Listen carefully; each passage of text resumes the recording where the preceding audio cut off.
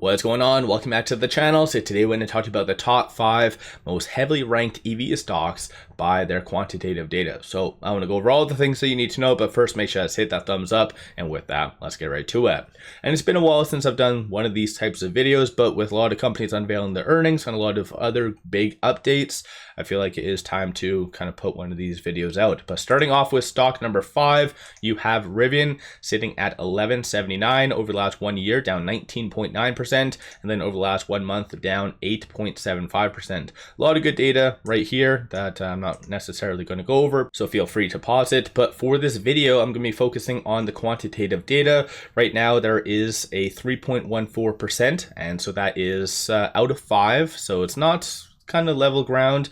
A lot of that is kind of broken down here. So with that 3.14, you have the valuation set as a D, growth B+, profitability as a F, momentum C, and then revisions as a B.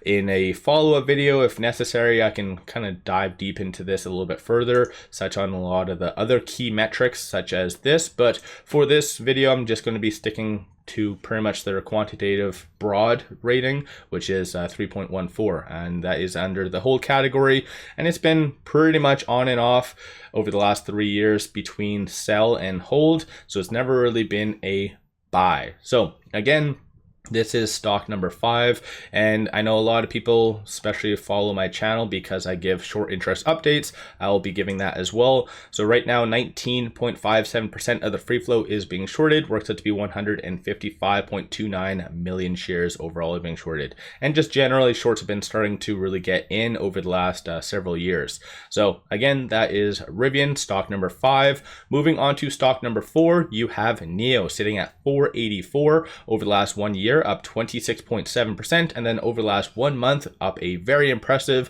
42.35.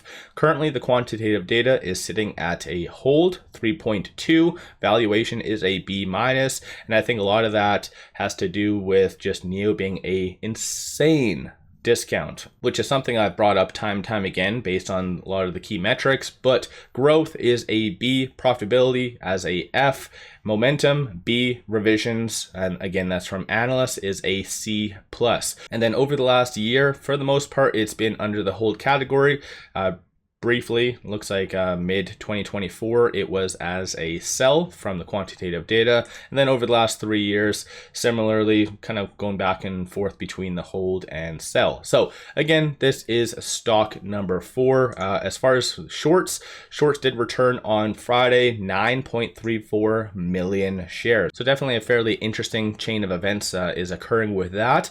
But 11.4% of the free float is being shorted, works out to be 175.91 million shares overall being shorted. So shorts have been definitely in NIO for a very, very long time, but lately they've actually started to return. So ever since March 26, it's gone from about 16% short interest to where it is now. So kind of a good thing. Moving on to stock number 3, you have Tesla sitting at $329, and over the last 1 year, up 65.79%. And then over the last 1 month, it is up 10.85. Currently, quantitative data does have it under the hold category, same as pretty much the whole last year. Over the last 3 years, it briefly was a buy for the most part in like 2020, but everything else has been as a hold. 3.25 out of the 5. Valuation is a F.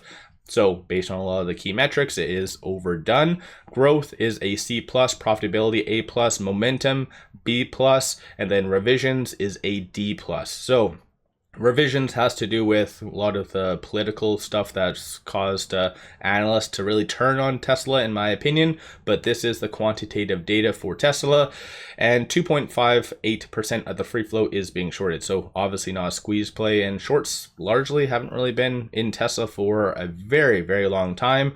69.88 million shares overall are being shorted, and it's kind of interesting that there's about 22.97 or $23 billion worth of shorts in Tesla, which for the most part is more than most of these companies' market cap in general. So Tesla's number 3. Moving on to stock number 2, Xpeng, sitting at 2020.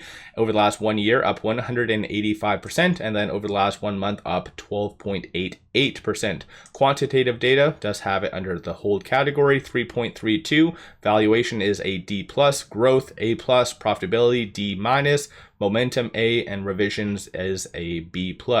Over the last year, it's actually been all over the kind of spectrum. On the positive side, of course, you have strong buy, hold. Currently it is as a hold, but even recently, as it looks like April 2025, it was a strong buy. Aside from that, 5.28% of the free float is being shorted. Works out to be 35.4 million shares overall are being shorted. So yeah, shorts aren't really in this stock as much as I'm sure a lot of people would really anticipate. So it's not the most heavily shorted Chinese EV either. That is under NIO, but nonetheless, something good to keep in mind.